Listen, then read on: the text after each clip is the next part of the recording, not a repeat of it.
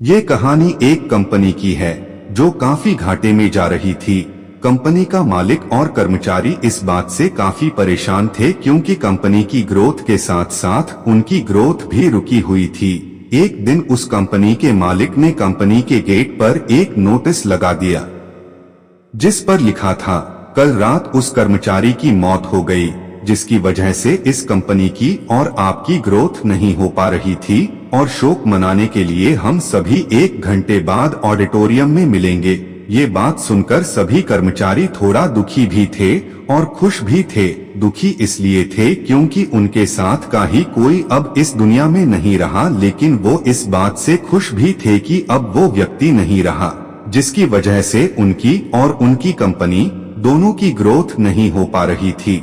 और हर कर्मचारी यह भी देखना चाहता था कि आखिर वह व्यक्ति था कौन।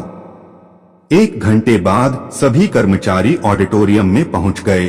ऑडिटोरियम में एक कॉफिन रखा हुआ था और बारी बारी से सभी कर्मचारियों को उस व्यक्ति को देखने का मौका मिला, लेकिन जब भी कोई कर्मचारी उस कॉफिन के अंदर देखता तो वो मायूस हो जाता और सर झुकाकर वहां से चला जाता, क्योंकि उस कॉफिन के अंदर एक आईना रखा हुआ था। जो कोई भी उसके अंदर देखता तो उसे अपना ही चेहरा नजर आता।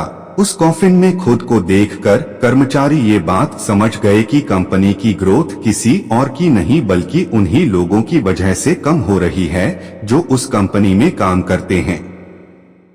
ये छोटी सी कहानी हमें ये बात सिखाती है कि हमारी असफलता और हमारे फेलियर का कारण कोई और नहीं बल्कि हम खुद हैं।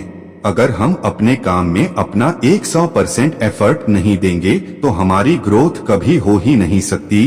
कामचोरी किसी भी इंसान को लाइफ में कभी भी आगे नहीं बढ़ा सकती।